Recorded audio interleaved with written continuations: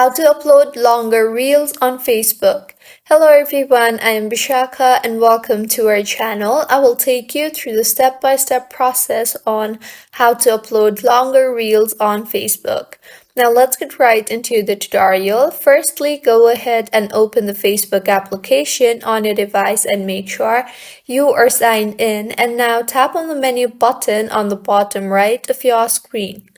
You will see the option for Reels here, so go ahead and tap on the camera icon on the top of your screen and you will be led to the interface from where you can upload your reel. So go ahead and tap on the video you want to upload.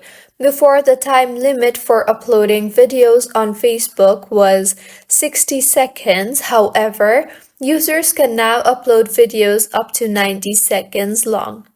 However, users are not allowed to post videos more than 90 seconds. And if your video is longer than 90 seconds, then the video after 90 seconds will be cut automatically. So once you have selected a 90 seconds long video, go ahead and make further changes such as adding audio, reducing noise, adding text, effects, stickers, and once you are done making the necessary changes, tap on the next button on the bottom right, and this is how you can upload longer reels on Facebook. If you find this tutorial helpful, please make sure to like the video and to subscribe to our channel for more contents like this.